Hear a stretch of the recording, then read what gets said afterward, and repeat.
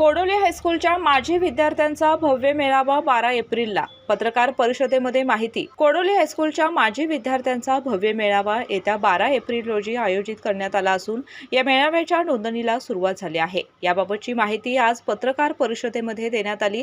पन्हाळा तालुक्यातील कोडोली येथील कोडोली हायस्कूल व भाई श्री डी पाटील आप्पा ज्युनियर कॉलेज यांच्या वतीनं माजी विद्यार्थी मेळावा 12 एप्रिल रोजी आयोजित करण्यात आला आहे.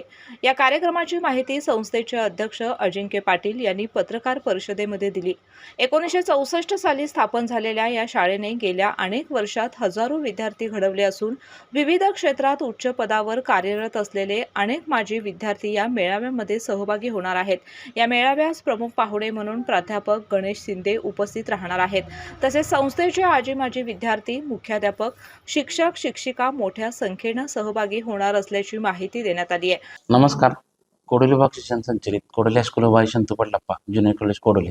कोडोली हायस्कूल स्थापना 1946 स्वातंत्र्यपूर्व काळात शाळा आहे आणि या शाळेला 81 वर्ष पूर्ण झाले आणि वारणा कोडोली परिसरात हजारो विद्यार्थी या शाळेतून घडलेले आहेत.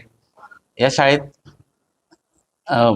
अधिकारी, शिक्षण अधिकारी असू दे, महापौर असू दे, कोल्हापूरचे सर्वोच्च पद आमच्या शाळेच्या माजी विद्यार्थ्यांनी घडवलेले आहेत. 12 एप्रिल 2026 रोजी स्नेह मेळावा आयोजित केला आहे. तरी सर्वांनी उपस्थित राहा ही नम्र विनंती. सर्व माजी विद्यार्थ्यांनी एकत्र यावे आणि शाळेचा आणि विद्यार्थ्यांचा जो जुन्या आठवणी आणि याच्या उजाळ्यासाठी आम्ही हा कार्यक्रम आयोजित केला आहे.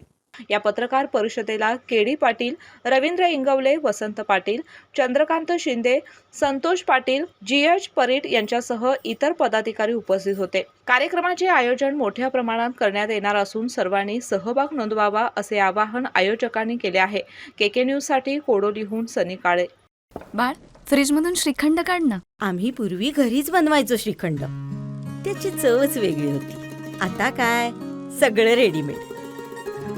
आजी, हे श्रीखंड खाऊन बघ. आज तुझ्या आईनं घरीच बनवलं की काय? हे आहे गोकुळचं श्रीखंड. अगदी जिभेवर रेंगाळणार. जिभेवरच नाही तर मनावरही रेंगाळणार. गोकुळ श्रीखंड, मनावर रेंगाळणार.